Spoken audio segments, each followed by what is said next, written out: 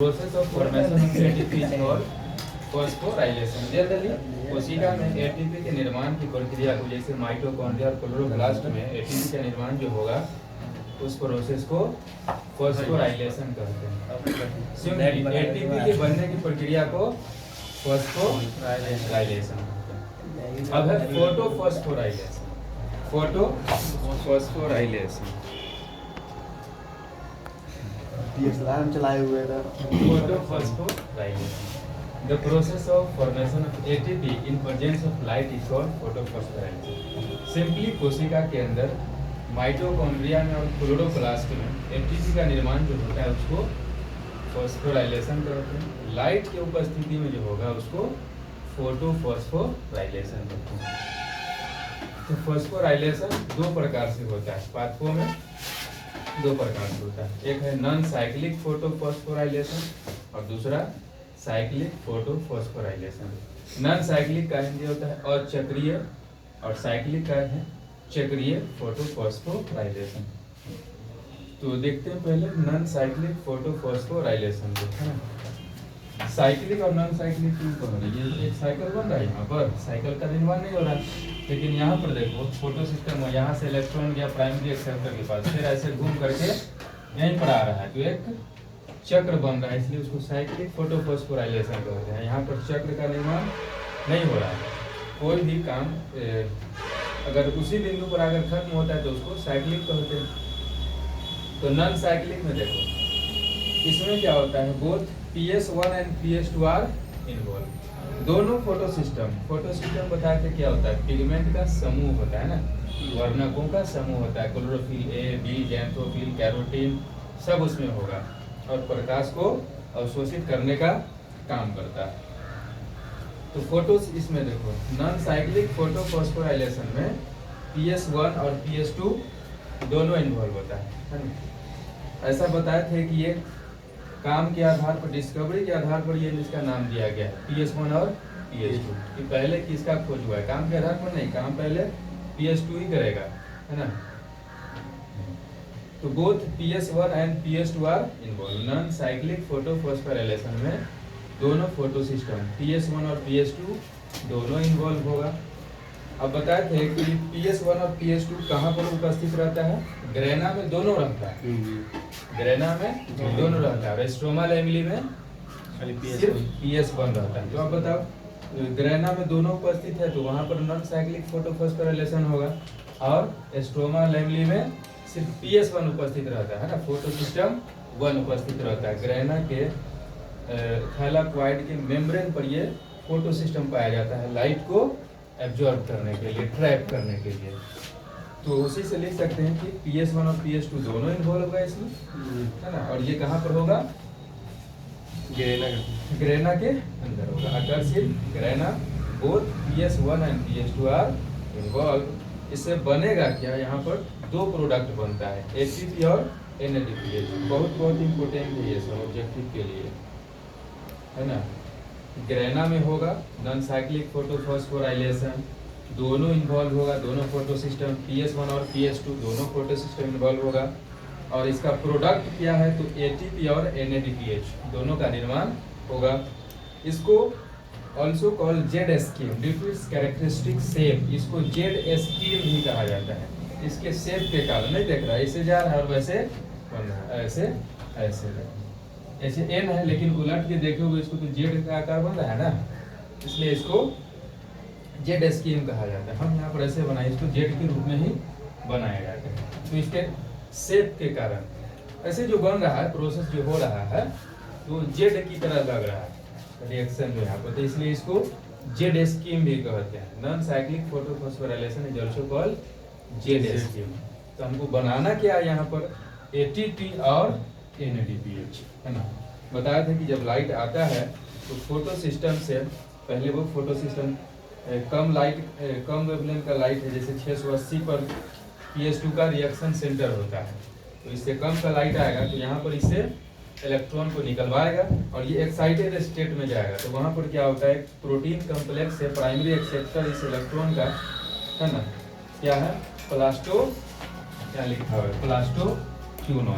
यहाँ से जो इलेक्ट्रॉन देगा दो इलेक्ट्रॉन जो है ये है ना, यहाँ पे देख रहे हैं ना 2H+ 2 इलेक्ट्रॉन और ऑक्सीजन, यहाँ से 2 इलेक्ट्रॉन। ऐसे तो पिगमेंट के पास इलेक्ट्रॉन होता ही है, तो बहुत सारा वहाँ पर पिगमेंट है, बहुत सारा लाइट आएगा तो इलेक्ट्रॉन की डिफिशियंसी हो जाएगी, तो बाद में ये जल के टूटने से इलेक्ट्रॉन इसको प्रदान किया जाता है।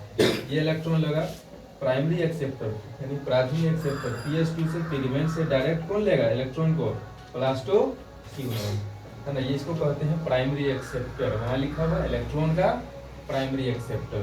बोला जाएगा कि नॉन साइक्लिक फोटोफॉस्फोराइलेशन में इलेक्ट्रॉन का प्राइमरी एक्सेप्टर क्या होता है, प्लास्टोक्यूनोन होता है। ये इलेक्ट्रॉन लिया, ये इसको दे देगा है ना, ये अब इसको देगा, ये इसको देगा, ये इसको देगा, वही इलेक्ट्रॉन आगे की ओर देता चला जाएगा। उसी क्रम में देखो यहाँ पर ADP और इनऑर्गेनिक फॉस्फेट, IUP का यहाँ पर फुल फॉर्म है इनऑर्गेनिक फॉस्फेट। यहाँ पर हमको ATP का निर्माण होता है। वही इलेक्ट्रॉन यहाँ PS1 पर आएगा, फिर यहाँ से इलेक्ट्रॉन निकलेगा FRS। FRS का फुल फॉर्म क्या है, फेरेडॉक्सिन रिड्यूसिंग सब्सटेंस। इसको इलेक्ट्रॉन देगा, खुद ऑक्सीडाइज हो जाएगा और इसको रिड्यूस कर देगा। यहाँ पर से फेरेडॉक्सिन, यहाँ पर देखो NADP+ है, इसको इलेक्ट्रॉन देगा तो ये रिड्यूस हो जाएगा, रिड्यूस होकर के क्या बना देगा NADPH+। हाइड्रोजन साथ साथ चलता रहता है, यहाँ पर हाइड्रोजन को नहीं दिखा रहे है ना, एक इलेक्ट्रॉन ऐड होगा और एक हाइड्रोजन ऐड होगा, 2 इलेक्ट्रॉन और 2 हाइड्रोजन ऐड होता है। तो एक H+ तो यहाँ आ गया NADPH के पास और एक H+ एक्स्ट्रा रह जाएगा और एक इलेक्ट्रॉन यहाँ पर क्या कर दिया, बैलेंस कर दिया इसको। तो हमको क्या बनाना था नॉन साइक्लिक फोटोफॉस्फोराइलेशन से, यही ना ATP और NADPH। बता रहे थे शुरू के क्लास में कि लाइट रिएक्शन का क्या काम होता है, ATP और NADPH बनाना है ना। तो चाहे नॉन साइक्लिक फोटोफॉस्फोराइलेशन हो या साइक्लिक फोटोफॉस्फोराइलेशन हो, दोनों से हमको क्या बनाना है, ATP या NADPH बनाना है। तो उसमें नॉन साइक्लिक फोटोफॉस्फोराइलेशन से सिर्फ दोनों का निर्माण होता है, ATP और NADPH दोनों का निर्माण होता है, और साइक्लिक फोटोफॉस्फोराइलेशन से सिर्फ ATP का निर्माण होता है। लेकिन दोनों का काम क्या है, लाइट रिएक्शन के अंदर ही हम लोग अभी सिर्फ ATP और NADPH बनाने का ही काम कर रहे हैं। तो हमारा क्या बन गया, ATP और NADPH दोनों बन गया। इसको फिर बाद में इसका उपयोग करके स्ट्रोमा में क्या होगा, ग्लूकोज का निर्माण किया जाएगा। तो ये नॉन साइक्लिक फोटोफॉस्फोराइलेशन समझ गए हम लोग। यहाँ पर डायग्राम हो जाएगा क्या, diagrammatic representation of non cyclic photophosphorylation. ठीक, चलिए अब देखते हैं साइक्लिक फोटोफॉस्फोराइलेशन, चक्रीय फोटोफॉस्फोराइलेशन। ये कहाँ होगा, अकर्सिन स्ट्रोमा लैमेली। चूंकि PS1 जो है वो स्ट्रोमा लैमेली में सिर्फ PS1 पाया जाता है, इसलिए साइक्लिक फोटोफॉस्फोराइलेशन कहाँ पर होगा, स्ट्रोमा में ही होगा, और सिर्फ PS1 इन्वॉल्व होगा, फोटो सिस्टम 1 ही इन्वॉल्व होगा। क्योंकि स्ट्रोमा लैमेली में PS1 ही पाया जाता है, फोटो सिस्टम 1 है ना। इसका क्या प्रोडक्ट होगा, प्रोडक्ट ओनली ATP। ये सब बहुत इंपॉर्टेंट ऑब्जेक्टिव नीट लेवल तक ये सब पूछा जाता है। ये सब प्राइमरी एक्सेप्टर क्या है ना, क्या क्या किसका निर्माण होता है, कौन इन्वॉल्व होता है। तो इसका साइक्लिक फोटोफॉस्फोराइलेशन का उत्पाद क्या है, सिर्फ ATP। यहाँ पर देखते हैं P700 है, यहाँ पर लाइट आएगा, P700 से कम का आएगा है ना। तो यहाँ से इलेक्ट्रॉन निकलेगा, इलेक्ट्रॉन जाएगा प्राइमरी एक्सेप्टर के पास, वो भेज देगा इसको FD को, FD भेज देगा साइटोक्रोम कॉम्प्लेक्स। ये सब प्रोटीन कॉम्प्लेक्स है। इलेक्ट्रॉन ट्रांसपोर्ट सिस्टम पढ़े थे ना, ETS क्या होता है, प्रोटीन कॉम्प्लेक्स का सीरीज होता है जो डोनर से लेता है और एक्सेप्टर की ओर इलेक्ट्रॉन देता चला जाता है ना। यहाँ डोनर से लिया, ये इसको दिया, फिर इससे जो लिया है ये इसको दिया, ये लिया इसको दिया, आगे की ओर देने का काम करता है।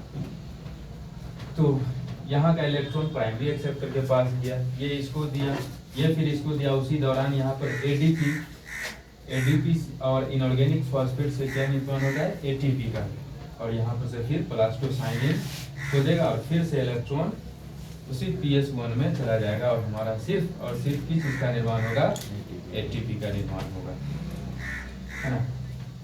Diagrammatic representation of cyclic photophosphorylation. तो हम लोग देखें कि फॉस्फोराइलेशन क्या होता है। एटीपी के निर्माण होने की प्रक्रिया को फॉस्फोराइलेशन कहते हैं। फोटोफॉस्फोराइलेशन, जब लाइट की उपस्थिति में वही प्रक्रिया होगा तो उसको फोटोफॉस्फोराइलेशन कहते हैं। ये दो प्रकार से होता है। फॉस्फोरस का एटीपी का निर्माण ही करना है आपको, है ना। अचक्रीय और चक्रीय। अचक्रीय में क्या होगा, दोनों सिस्टम इन्वॉल्व होता है ना। इसमें एटीपी और एनएडीपीएच दोनों बनेगा, एटीपी और एनएडीपीएच दोनों बनेगा। ये प्रक्रिया कहाँ होती है, ग्रेना में होती है। चूंकि इसका शेप जो बन रहा है वो जेड की तरह बन रहा है, इसलिए इसको जेड स्कीम कहते हैं। साइक्लिक फोटोफॉस्फोराइलेशन कहाँ होगा, स्ट्रोमा लेवली में होगा, क्योंकि वो सिर्फ PS1 इन्वॉल्व होता है। PS1 कहाँ पाया जाता है, स्ट्रोमा लेवली में पाया जाता है ना। सिर्फ PS1 इन्वॉल्व होता है। इसका प्रोडक्ट क्या होगा, सिर्फ और सिर्फ एटीपी बनता है ना। ये सब फुल फॉर्म लिखा हुआ, PQ plastoquinone, cytochrome B, cytochrome, है ना, साइटोक्रोम B6 ऐसे लिख सकते हैं। PC plastocyanin, FRS ferredoxin reducing substance, और FD फेरेडॉक्सिन। ठीक है, नेक्स्ट क्लास में हम लोग फिर कंटिन्यू करेंगे।